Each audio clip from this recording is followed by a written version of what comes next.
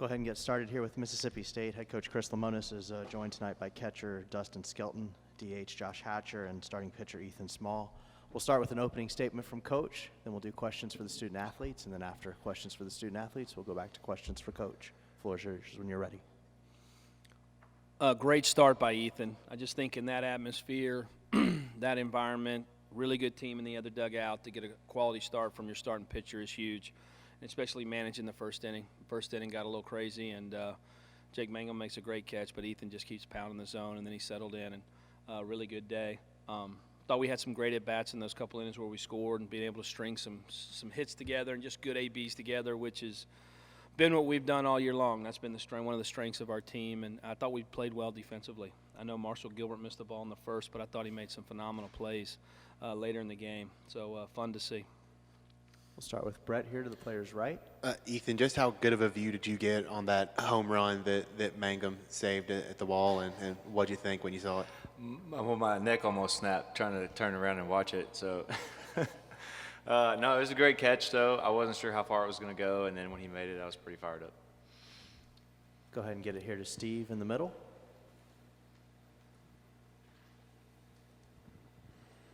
Ethan, obviously a big moment for you leaving the mound there. Final start at Duty Noble Field. What was going through your mind as you left the mound?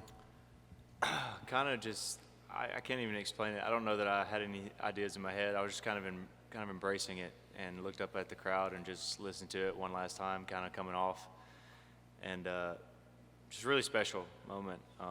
And I don't think it's really sink in. That's my last time doing it. I mean, I've been here for so long and just pitched so many times in front of that crowd and that atmosphere that it just doesn't seem real that it's over. Go to Brian here, middle, second row. Ethan, just for me, watching you, it felt like this start you had to grind more than maybe any other start you've had this season.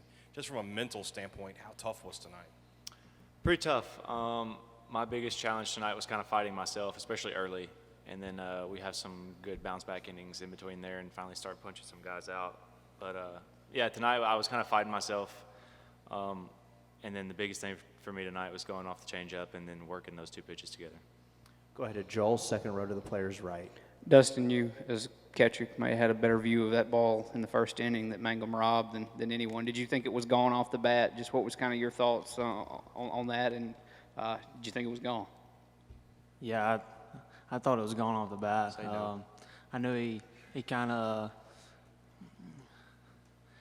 got under it, but I knew when Jake was headed towards the wall, I was like, oh, no, this might get out. This might have a chance. But when he got up in the air, I heard the other dugout go, oh, my, he might hit this over the batter's eye. So I was like, no, I don't think this is going that far. So, yeah, he got pretty good metal on it. So. Go ahead and go to Ben here to the player's left on the front row. Dustin, you got, I think, 4 multi-hit games in your last 5. I mean, what's working for you at the plate the last 2 weeks, really, and what worked for you tonight? I was just working on staying in my legs. I think that's the biggest key. I just need to stay in my legs, stay behind the ball, and stay to that right center field gap. That's where my swing plays, so I just need to let the ball travel, stay in my legs, and hit it that way. Go to Steve here in the middle, second row.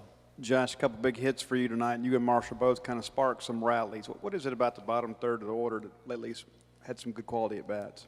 You know, we have a complete lineup, and hitting down there, you just got to try to get on base. You know, string good at bats together for Jake in the top of the lineup, and them just do what they've done all year. So I mean, hitting down there, it's just trying to have great at bats each and every at bat, win pitches, and try to get on base. Go to Tyler here on the left side, front row. Ethan, I think you were up around 100 pitches after the 5th inning. How much lobbying did you have to do to go back out there for the 6th, and how comfortable were you that you could get the job done like you did in the 6th? Yeah, at that point I felt like I was kind of on cruise control. So I wanted it. I don't know that I had to fight for it too much for it. And that was kind of the realization, like, this is my last inning. Like, I know it's going to be my last time. So really had to buckle down and kind of close it out from there.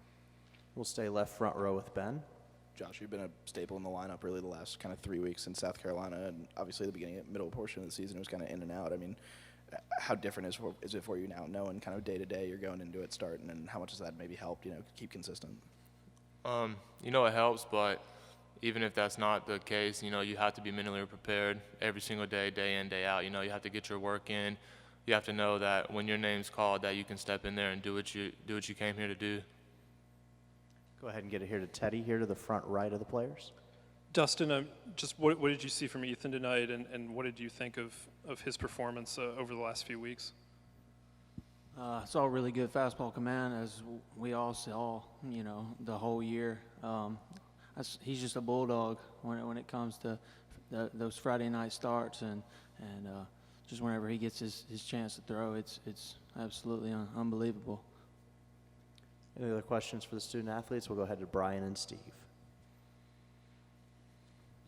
Dustin, what goes through your mind when they put Foscue on intentionally and pitched to you there early in the game and sort of broke it open with your double?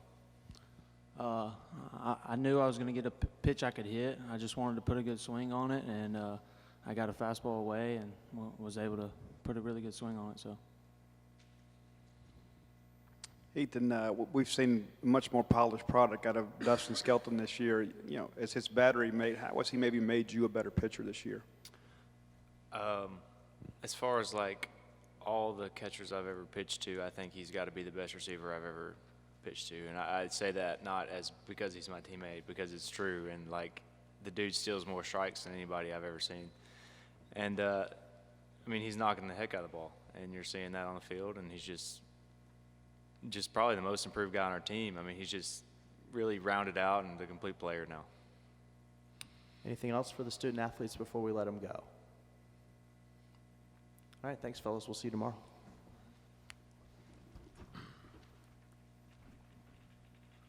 Go ahead and start with questions for Coach, and we'll go to Brett.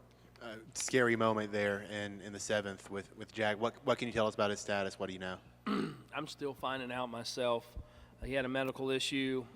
They say he's stable, and as soon as I leave here, I'll try to find him, touch base with him, and see how him and his family are doing. Go ahead and get it here to Steve in the middle. When he departs, you still got a ball game to play. I mean, how difficult is it to kind of get control of the dugout again and get those guys focused on the ball game?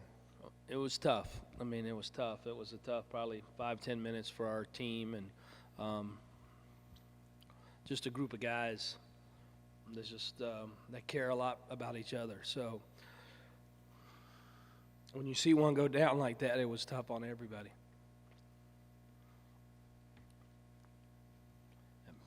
That's all I got on that. We'll go to Brian. I don't want to cry.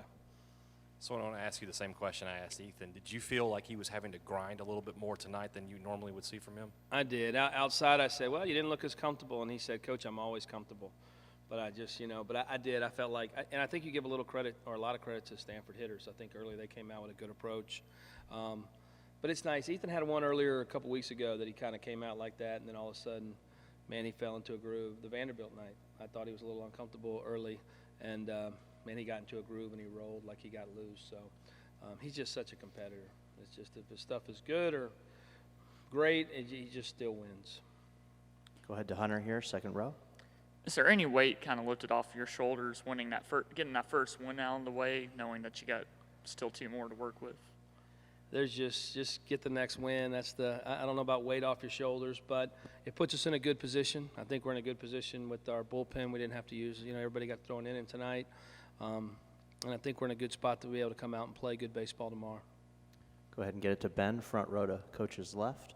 Coach, you're getting a lot of offense out of both Josh and Dustin, kind of toward that bottom end of the lineup. I mean, what have you seen from those guys in the last couple of weeks? And, I mean, how much added bonus is that kind of at that bottom of the lineup? It's been like that all year. We've had guys just contribute and have the hot guy in there. When Josh is good, he's as good as anybody in our lineup. We got Rowdy down there. I mean, I don't even know if he got a hit tonight, but he had two missiles he hit that they caught, I know. Dustin, Marshall had some big at-bats. And anybody we've put in there. Our lineup, Coach Gautreaux and Coach Cheese have done a great job with our hitters, and there's a lot of buy-in to, hey, this is the type of offense we are.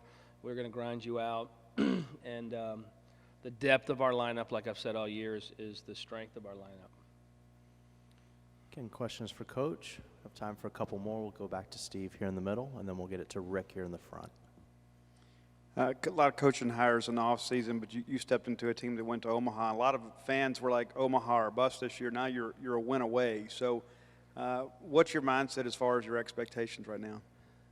We spoke after the game. It's about staying in the moment. I know it's easy to talk about Omaha and everything else, and that's obviously the goals of this program. But man, we got a good team in the other dugout. We have to get a good night's sleep, get a good meal, hydrate, and we got to come out and play good tomorrow. We can't look ahead. It's taking care of business tomorrow is huge. Chris, do you ever start taking for granted the kind of plays that Mangum makes? I mean, that was huge. That was a huge play. He told me after the game that was the first one he'd ever robbed. So I said, that's pretty amazing because I've seen you make a lot of great catches. But he just helps you win games in so many ways. It's just it's just day in and day out the way he shows up and plays. But it was a huge play. I mean, that was a huge play in this ball game. Anything else for Coach before we let him go? We'll go ahead and get it to Teddy. I know Ethan's come up big for you all year long, but to see that on this stage, just what are your thoughts on the way he closed out his career here? Who, Ethan?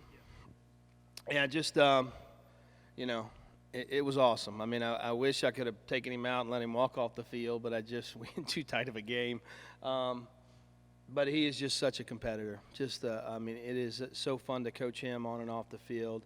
And what he's done for this ball club and this program is huge. And we're ecstatic for him. I know with the draft over and having a chance to continue his career, just a special player here. And it's been, I've said it about Jake, but it's true about Ethan and a lot of the guys. It's a shame. I wish I could coach him a lot longer, but I'll take 1 year with those guys. They're very special players. All right, thank you, Coach. We'll see you tomorrow. You'll have a good night. Hail State.